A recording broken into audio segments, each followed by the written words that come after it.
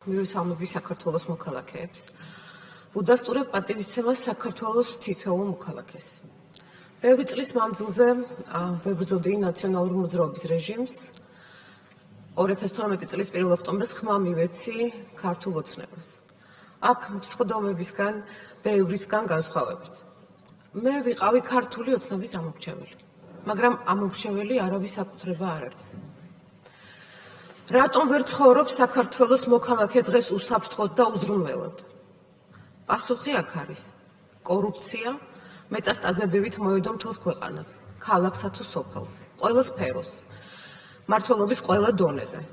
პოლიტიკური კორუფცია, ნეპოტიზმი და ფავორიტიზმი, ფულის გათეთრება, უკანონო გამდიდრება, მეთრთამეობა, გაფლანგვა და მითვისება, გავლენით ვაჭრობა. ჩვენი ყოველდღიურობის ჯოჯოხეთად იქცა. ჩაწყობილი ტენდერები და ატკატები, წილში მყოფი ჩინოვნიკები და მათი ოჯახის წევრები, გაძარცვული ჯარი, სამართლიანი არჩევნების ნაცვლად მოსყიდვები და გარიგებები, უკანონო ნებართვები, ბეტონის ჯუნგლებად ქცეული ქალაქები, დაუმთავრებელი გზები, მორგებული კონკურსები, შედეგად გარეთ დარჩენილი კეთილსინდისიერი მოხელეები, არალეგალური ბიზნესები, კოლ-ცენტრები, ნარკოკარტელები, გამქრალი სამართალი. პროკურატურაში თაროზე წლობით შემოდებული საქმეები, დაუსჯელი დასასჯელები, გაძვირებული ჯანდაცვა, წამლები, საკვები პროდუქტები, დაუცველობისა და უპერსპექტივობის განცდა, უსაფრთხოების არარსებობა. რა არის ამაზე თქვენი პასუხი? არ იცოდით? დიახ, დღეს მოქალაქეები ყოველდღე უყურებენ მაღალი თუ საშუალო რგოლის ყოფილი თუ მოქმედი ჩინოსნების დაკავებებს. კრიმინალურ ქრონიკაში ვცხოვრობთ. მაგრამ ახლა გაიგეთ კორუფციის შესახებ? იქნებ წილები მოგაკლდათ კორუფციული ფულიდან? ან იქნებ ამ 25 კორუმპირებულ ოჯახს სხვა 25 კორუმპირებული ოჯახი ჩაენაცვლება? პასუხები გასაცემია. პოლიტიკური ნარცისიზმით შეპყრობილები ჩაიკეტეთ და ხალხის არ გესმით. არ გესმით იმ სოფლის, რომელიც წლებია ელოდება გზას. არ გესმით იმ შრომელი გლეხის, რომელიც წლებია ელოდება წყალს. იმ მშობლის, ვისაც კარგი განათლება უნდა შვილისთვის. იმ მოსწავლის, ვინც სკოლის მშენებლობის დასრულებას ელოდება. იმ ხანდაზმულების, ვინც ელოდება ღირსეულ პენსიას. არა ფუფუნებას, არამედ ღირსეულ პენსიას, რომ წამალი იყიდოს, რომელიც ძალიან ძვირია.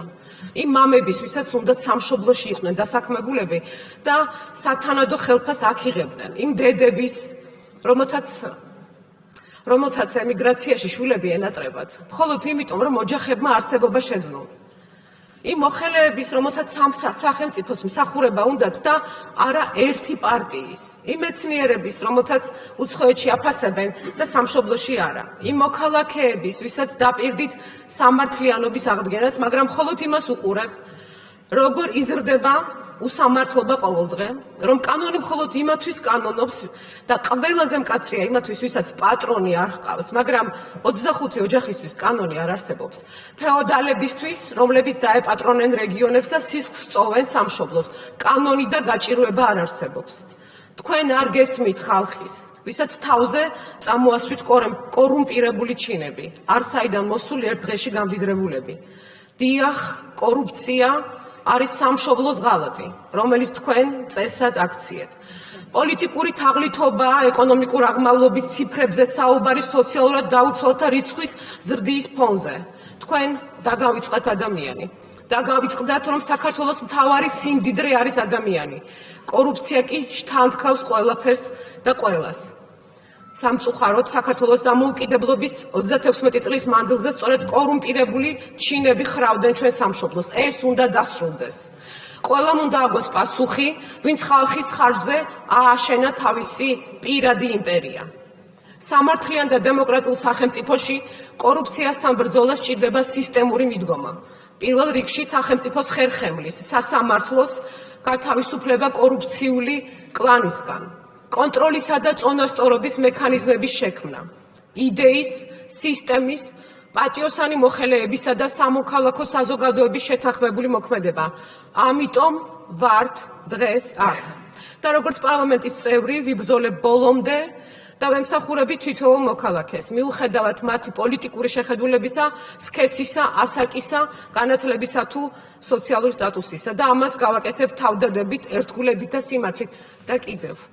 კი დღეს ჩვენ აქ უმცირესობაში ვართ, მაგრამ საქართველოს ისტორია იმის დადასტურებაა, რომ უმცირესობითაც შეიძლება ბრძოლა, როდესაც იბრძვის სამშობლოსთვის. იმიტომ რომ სამშობლო უზენაესია და ბრძოლა სამშობლოსა და თავისუფლებისთვის მარადიულია. უკან დასახევი გზა კი ჩახერგილია.